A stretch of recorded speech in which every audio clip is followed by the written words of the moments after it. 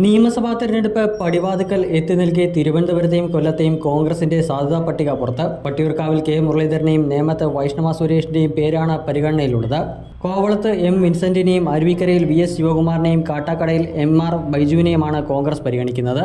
കൊല്ലത്ത് ബിന്ദുകൃഷ്ണ, കൊട്ടാരക്കരയിൽ ഐഷ പോറ്റി, ചടയമംഗലത്ത് ആർ ചന്ദ്രശേഖരൻ, കുണ്ടറയിൽ പി സി വിശ്വനാഥ്, കരുനാഗപ്പള്ളിയിൽ സി ആർ മഹേഷ്, പത്തനാപുരത്ത് ജ്യോതികുമാർ ചാമക്കാല തുടങ്ങിയവരുടെ പേരുകളാണ് പരിഗണനാ പട്ടികയിൽ ഉൾപ്പെട്ടിരിക്കുന്നത്. നിയമസഭാ തെരഞ്ഞെടുപ്പിൽ എം പിമാരെ മത്സരിപ്പിക്കേണ്ടതില്ല എന്ന തീരുമാനത്തിലായിരുന്നു കോൺഗ്രസ് നേതൃത്വം. എന്നാൽ കെ സി വേണുഗോപാൽ നിയമസഭാ തെരഞ്ഞെടുപ്പിൽ മത്സരിക്കുകയാണെങ്കിൽ മത്സരരംഗത്തേക്ക് സന്നദ്ധ അറിയിച്ച് കൂടുതൽ എം പിമാർ മുന്നോട്ട് വന്നേക്കും. കെ സുധാകരനും അടൂർ പ്രകാശും നേരത്തെ തന്നെ മത്സരിക്കാൻ താൽപ്പര്യമുണ്ടെന്ന് അറിയിച്ചിരുന്നു. പിന്നാലെ മത്സര സന്നദ്ധ അറിയിച്ച് എം കെ രാഘവനും കൊടിക്കുന്നിൽ സുരേഷും ഷാഫി പറമ്പിലും രംഗത്തെത്തിയിരുന്നു. ഇതോടെ കടുത്ത അതൃപ്തിയുമായി സംസ്ഥാന നേതൃത്വത്തിലെ ഭൂരിപക്ഷം നേതാക്കളും രംഗത്തെത്തിയിരിക്കുകയാണ്. അതേസമയം സ്ഥാനാർത്ഥി നിർണയത്തിനുള്ള കോൺഗ്രസ് തെരഞ്ഞെടുപ്പ് സമിതി ഇന്ന് വൈകിട്ട് ഡൽഹിയിൽ ചേരും.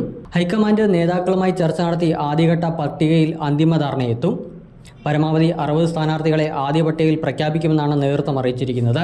എം പിമാർ മത്സരിക്കുന്ന കാര്യത്തിലും ഹൈക്കമാൻഡ് അന്തിമ തീരുമാനമെടുക്കും. പെരുമ്പാവൂർ, സുൽത്താൻ ബത്തേരി സീറ്റുകളിലും സിറ്റിംഗ് എം എൽ എമാർ തന്നെ വീണ്ടും മത്സരിക്കട്ടെ എന്നാണ് സംസ്ഥാന നേതൃത്വത്തിന്റെ തീരുമാനം.